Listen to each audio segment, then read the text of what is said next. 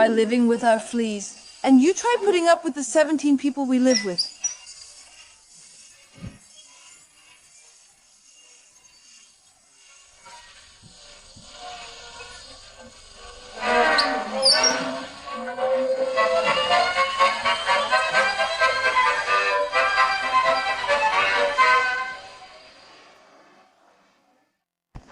Here, right in the heart of St. Petersburg, we find beautiful buildings that once housed whole families in what are called the Kommunalkas.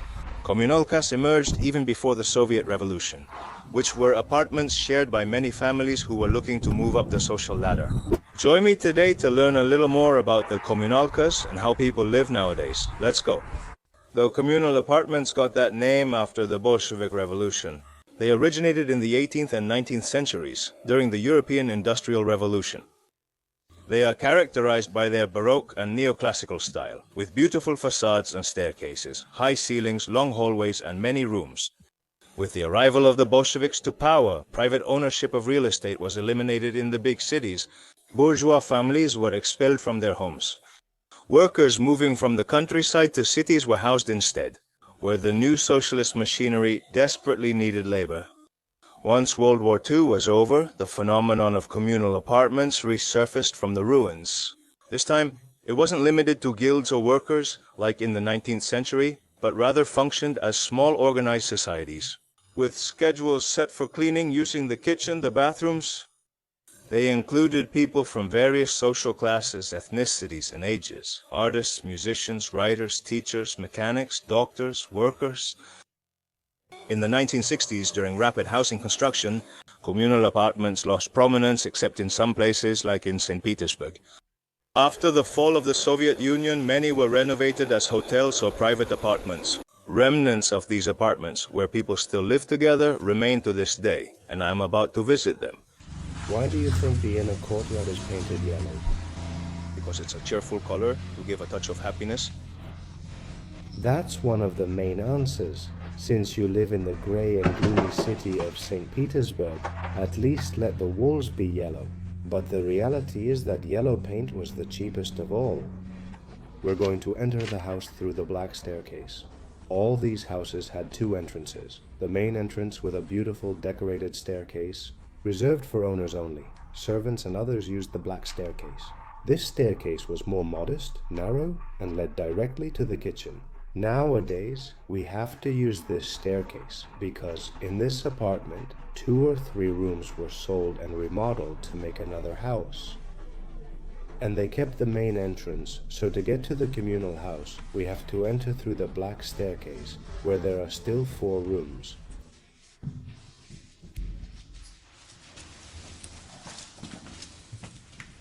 Would you be able to tell why this is the entrance to a communal apartment?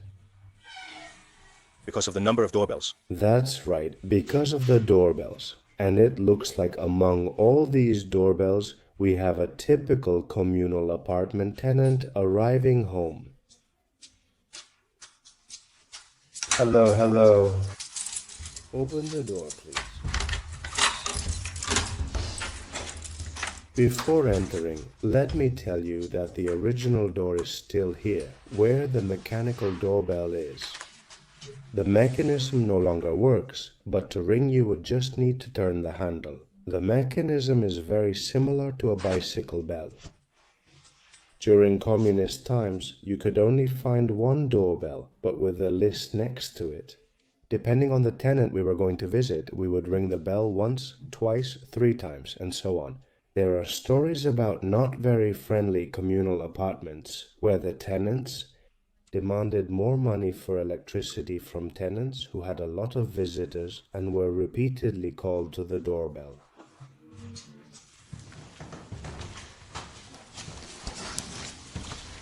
We are in the kitchen of a communal apartment. How can we tell? We have 2 identical gas stoves and each family has their assigned burners. For example, these 2 are for you and these other 2 are for us.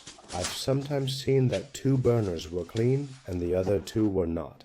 There we have the list to pay for the internet. There's one person who still hasn't paid.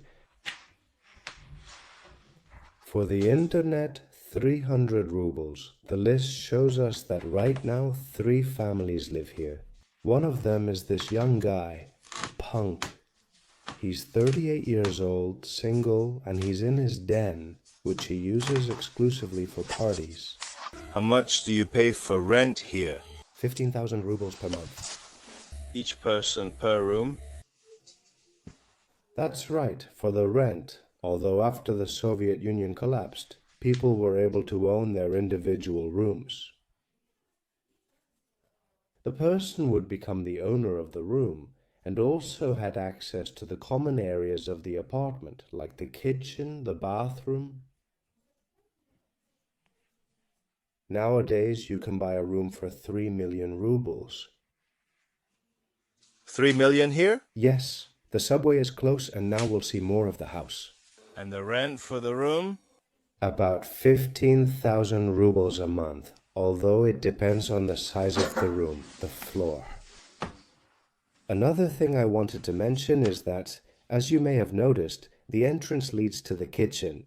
Until the Bolshevik Revolution, this entrance was exclusively for the cooks. So they could go straight to their post. The service room is still preserved. The cook lived in this room until the revolution. Now it's a storage room. It has a window that faces the inner courtyard. Are there cockroaches? Not good. There are cockroaches, but they're chubby and well fed, so they don't attack.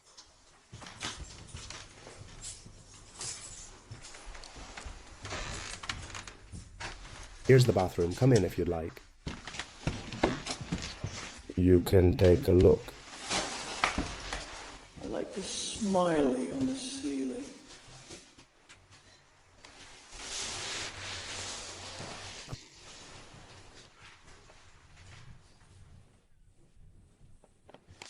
Honestly, a renovation wouldn't hurt here. Hey, we should call Pepe Gotera and Otilio.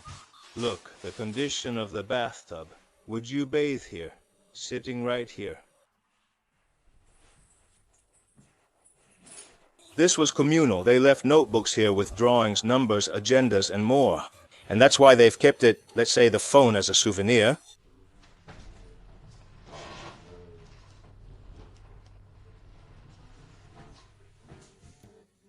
This is what a typical room looked like in Soviet times. In this case, a writer's room. Let's try it out.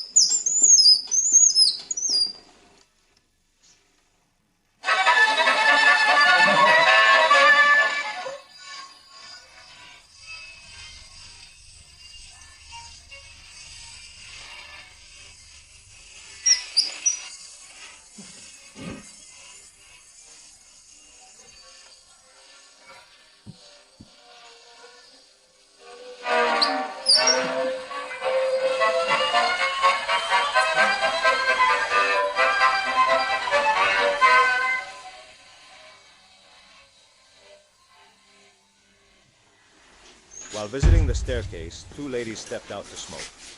Hello, how many rooms does your apartment have? We're visiting and admiring your beautiful main staircase. Excellent. How lucky you are. Where you live compared to us. You try living with the fleas we have. Yeah, but you have a nice space. That's true. And you try putting up with the 17 people we live with. How many? 17. And rooms, and how many gas kitchens do they have? We have 4. How do you do it? Do you take turns? We never see anyone. Do you work a lot? We have different schedules? I understand that if there are 17 people in 9 rooms, there are 9 families, right? 9 families, some alone, some in 3s, others in pairs. Each room is different. So, 9 rooms separated from each other. 9 tables. And 4 gas kitchens. Let's say not all 17 cook. More like 1 by 1 for each room. I get it, but during the holidays, they'll all be cooking, right? It's just the 2 of us. Everyone else has gone to the dacha or somewhere else. Who Whose doorbell is so loud? It's mine. Really? Why is it so loud? When people walked by, they would hit it. But it doesn't work anymore. We had a fire recently. Wow, I'm really sorry. You have very beautiful doors and the signs look old. The door is the most expensive thing left here. Actually, it's made of solid wood, real solid wood.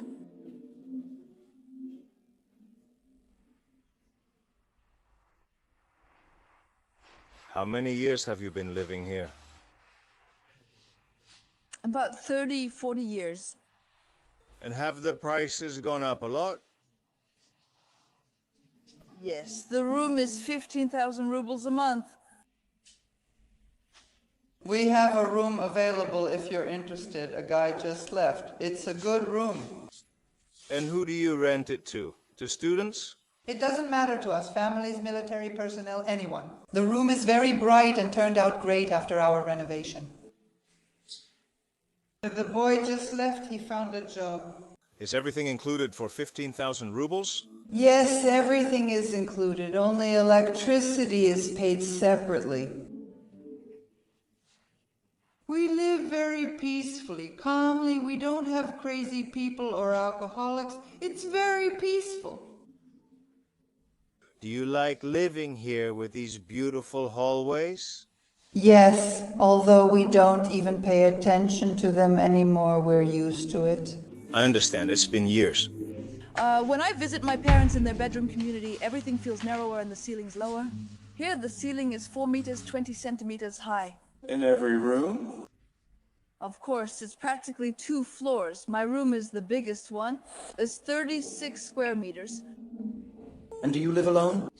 There are 2 of us. I lived with my husband before, and later my daughter and her husband moved in, and we built a sleeping loft. Oh, did you build it yourselves? That's right. Almost everything we have is like that. And tell me, what's it like living downtown? There's nothing interesting to tell. Are just a few stores left? Most importantly, there are fewer grocery stores. There's also constant noise and crowds. Why don't you go somewhere else? I stay because of my job. We have 2 entrances. This is the main one, and then there's another that leads to the kitchen from the patio where the staff used to come in. The adjacent floor was sold, and they made 4 separate apartments. It was just like ours. It also had 9 rooms. Didn't they offer you a large sum of money for the apartment? Yes, but to sell it, all room owners must agree. Not all of us agree here. We have a grandmother who needs help, and her helper has a room for her and doesn't want to leave this place. For example, the apartment upstairs doesn't even have a lock. They just drink and don't do anything useful. We have a renovated apartment. We built a bathroom for 100,000 rubles. That's very nice, living surrounded by cleanliness. Yes. Take a look at the movies about the Kommunalkas and you'll understand better. All right, thank you very much. I hope everything goes well.